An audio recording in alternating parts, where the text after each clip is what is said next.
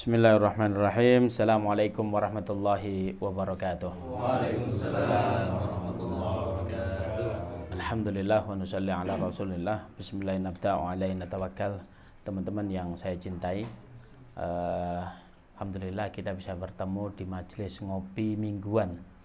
Ya ngopi ya santai saja sambil diskusi. Tapi hari ini diskusinya pengen saya bikin yang hangat, karena temanya ya agak-agak bagi sebagian orang agak serem katanya begitu. Ngeri-ngeri sedap. Kalau boleh dikatakan kita lihat apa sih sesuatu di dunia itu, apa yang pasti.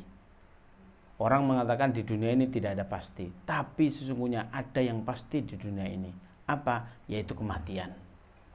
Kematian itu pasti, dan Allah Subhanahu wa taala mengatakan sesungguhnya kematian itu datang di waktu yang tepat, maka tidak bisa diajukan, tidak bisa diundurkan walaupun 1 detik.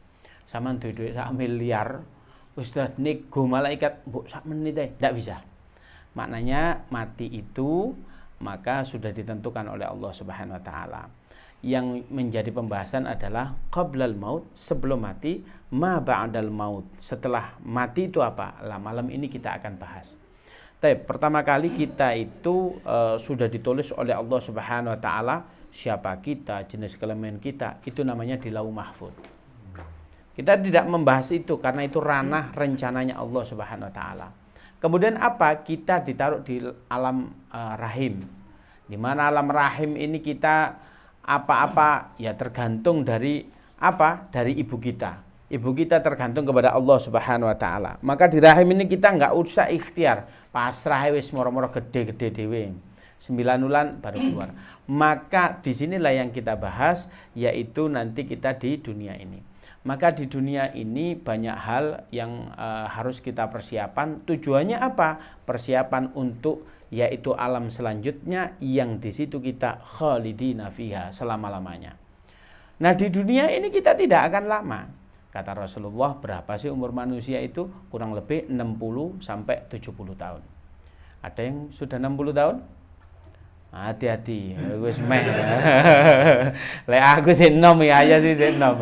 Lah makanya ini kata Rasulullah 60 sampai 70 tahun. Nah, disinilah bekal kita yang menentukan kita agar supaya itu di alam yang kekal itu penak ndak, itu ya di sini. Maka yang pertama yang kita siapkan itu di sini, kita bagaimana mendesain atau mempersiapkan, yaitu persiapan kita agar supaya nanti kita mati oleh Allah Subhanahu wa taala dikategorikan husnul khotimah. Husnul itu bagus, khotimah itu ditutup. Matinya yang bagus. Matinya yang bagus itu mati versinya Allah Subhanahu wa taala. Bagaimana versinya Allah husnul khotimah, itu harus kita kejar. Lah ini tidak bisa, harus kita persiapkan.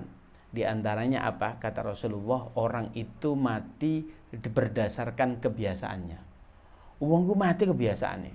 Nun sewu, lek biasai, nun sewu, biasai rasan-rasan, insya Allah akan dicabut nyawanya pas rasan-rasan. Sehingga kalau saya sendiri al-fakir ini lek mau maksiat, mikir itu, ya Allah maksiat ya. Biasa ya awak sembayang, biasa yo ngaji dipaksakno. Maksiat pisan pasti jopok ngono ku ambek malaikat. Naudzubillah. Maka tatkala setiap kita berbikin dosa, iling model begitu, insya Allah kita aman. Lah bayangkan ini, jenengan ini ahli ilmi, oleh minggu kajian melok subuh, wah masya Allah, jenengan ke masjid, kurban, iktikaf Ramadan begitu luar biasa semangat. Antum berbuat dosa sekali, maka antum pasti cabut oleh Allah Subhanahu wa taala. Maka bayangkan, sehingga inilah bentuk controlling kita agar supaya kita tidak terjerumus di situ. Oleh karena itu kita harus mempersiapkan diri bagaimana tatkala nyawa itu dicabut oleh Allah Subhanahu wa taala, kita dalam keadaan husnul khotimah. Kita dalam keadaan di dalam hati kita masih ada iman. Di hati kita ini tidak menyekutukan Allah. Maka caranya bagaimana? Kita harus membiasakan sesuatu hal itu yang baik. Ini kita ambil contoh sering kali kita bahas. Bahwasanya Rasulullah itu mengatakan man qala la ilaha illallah fi akhir hayatihi dakhalal jannah. Sopo ae nanti kalau dia mati, ya, pas dia mati di akhir hayatnya itu dicabut nyawanya, sebelum dia dicabut dia mengucapkan kalimat la ilaha illallah dakhalal jannah, langsung mlebu surga. Dikubur di apa itu disekip langsung mlebu surga. Maknanya ngomong la ilaha illallah. Itu kita ambil contoh. Santai aja lek ngono, lek wis tuwek engko dzikir. Lo lain cerita. Kita itu akan dimatikan oleh Allah sesuai kebiasaannya. Maknanya begini. Kalimat la ilaha illallah itu enteng diucapkan, tapi analogi sederhana. Kira-kira nuwun sewu. Awake dhewe iku senengane misuan. Oh, koncone gak enak titik poisuwi. Bahkan nama hewan metu kabeh. Sing iki metu kabeh. Kira-kira Allah mengizinkan enggak lisan kita itu mengucapkan kalimat la ilaha illallah di akhir hayat kita? Jangan-jangan kate ngomong la ilaha illallah tambah misui koncone. Tambah misui sing kita lagi nazak dijaga oleh saudara kita tambah misui. Apakah itu yang betul? Nah, makanya oleh karena itu ayo kita betulkan kehidupan kita agar supaya nanti di akhir kehidupan kita itu kita memiliki apa? Husnul khotimah. Nah, ternyata ulama itu sudah tajribat. Tajribat itu apa? Mencoba. Ternyata hidup ini enggak selamanya bisa istiqomah. Kadang iman itu yazid, pas dhuwur wayangkus. Kadang munggah dilut, mudune suwe, Pak. Lah wis mudun ngene, ya Allah, angel untuk balik nang posisi gigi satu. Posisi atas itu sulit. Jenengan pengen tahu bagaimana kita menyetabilkan iman kita di atas. Ulama mengatakan satu, dengan cara apa? Al-imanu yazidu bit-ta'ah wa yanqusu bil ma'siyah. Iman itu akan naik secara otomatis apabila kita menambah ketaatan kita. Awake dhewe taat ditambah. Bagaimana saja cara menambah ketaatan kita? Monggo salat fardu kita lakukan. Ya ditambahi. Ditambahi apa? Salat ba'diyah. Salat qabliyah. Kemudian lek biasae kabiro gak diwaca mentang-mentang sunnah, ya diwaca kabiroe. Ya, atau Allahumma ba'id boleh, itu sunnah tapi ya menambah keimanan kita. Lek biasae mari lamcing, napa? Lamcing? Mari salam langsung plencing. Saiki yo ndak. Dzikir. Lho dzikir ono dalile. Yo ono. Ngaji sadurunge antum kok aku wis mari sampean takoki dalil, tak kandhani dhisik dalil. Zaman saiki kan didik-didik dalil lho, lek gak ngono kok aku sampean takoki meneh gak mule-mule. Dalilnya bagaimana? Suatu ketika Rasulullah itu bertemu dengan orang ekonomi menengah ke bawah. Loh kok bisa menengah ke bawah? Iya, ini ono penjelasannya. Bahasa begini. Ya Rasulullah, dek kono ono wong sugih. Kula poso, dek iso poso. Kula sembayang, dek iso sembayang. Tapi dek iso sedekah kula mboten saged niki ya napa? Ini kan tidak ada apa ya? Seharusnya di hadapan Allah kita memiliki kesempatan yang sama dong. Kan begitu. Lek padha sugih siji mau sedekah siji ndak, lain cerita. Ini karena saya nggak mampu melarat, ini bagaimana? Rasulullah bilang, oh tenang saja, kamu mau nggak tak kasih tahu amalan, lek kamu ngelakoni itu sama dengan Anda ini bersedekah. Oh jelas, bala ya Rasulullah. Ya saya mau ya Rasulullah. Apa amalannya? Lagi, lek mari sembayang. Saman maca yang pertama apa? Subhanallah ping 33. Alhamdulillah ping 33. Allahu Akbar ping 33. La ilaha illallah ping 33. Maka jenengan lek mari salat ojo ditambah, ojo dikurangi sesuai dawuh Rasulullah, maka jenengan sama dengan bersedekah.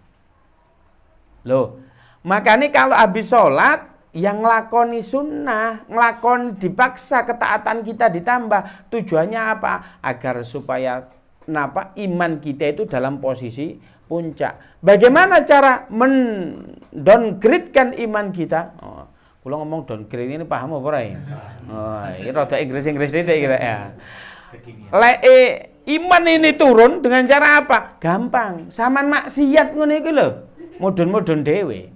Maksiat itu aja dipikir sing ya apa. Contoh ana rondo nek tanggane dhewe iki rondo-rondo teles ngono. Rondo teles iku ya umur-umur 20 30 lah. 20 sono rondo gurung ana ya. Kurang rapi malah. 30 waduh. Wis kene nglibek diintip ngene. Iku wis maksiat. Padahal kita belum buat apa-apa. Maka Anda kalau sering berbuat maksiat, dalam arti maksiat semacam itu atau maksiat semacam lain, maka jenengan ini kategorinya imannya akan tendor grade.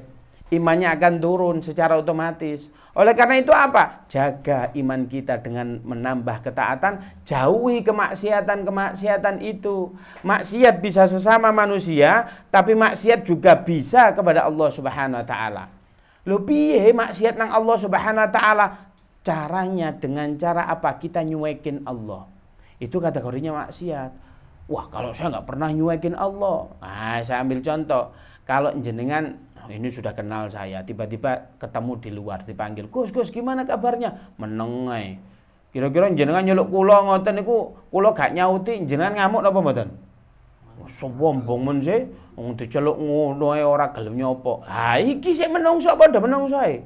Lan jenengan diceluk Allah Subhanahu wa taala, hayya 'alas shalah. Kok wae mandak dukur sik engko jam 2 lak kena jare pangeran. Lho tak celuki lho kon kok iso ora moro. Lho, ini bentuk kemaksiatan kita apa? Menunda salat. Kita punya salah enggak istighfar, itu bentuk maksiat kepada Allah. Lho, nemena. Kadang sampai kita di beberapa tempat malaikat itu lapor kepada Allah Subhanahu wa taala.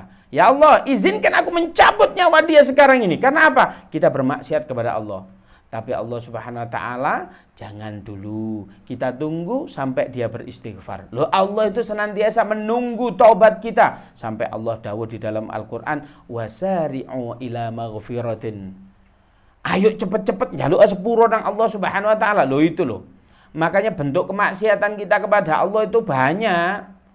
Maka kalau jenengan maksiat kepada Allah, baik kepada metodenya maksiat itu sesama, yaitu mang lawan jenis ora kok mek ngono tok. Seandainya jenengan contoh ana bojo sampean pas metu begitu ya. Oh, bojoku wis metu, mrene yo. Mek ngobrol tok di ruang tamu itu juga maksiat. Loh iya, oh namanya ikhtilat. Apa? Ikhtilat itu berdua-duaan, bukan lawan jenis dan bukan mahramnya dan bukan istrinya. Lah itu maka Anda secara otomatis imannya akan turun. Maksiat kepada Allah, melanggar aturan Allah. Melanggar aturan Allah itu bagaimana? Gampang kok. Orang kok melanggar gak sholat. Jenengan bisnis, usaha, tapi modale ya riba. Iku ya maksiat nang Allah Subhanahu wa taala. Ketok usahae koyok-koyok maju. Wah, berkat pinjaman yang riba itu. Wah, sekono kan. Lah iku ya wis koyok-koyoke ngene tapi ya anjlok. Itu maksiat kepada Allah. Jangan sampai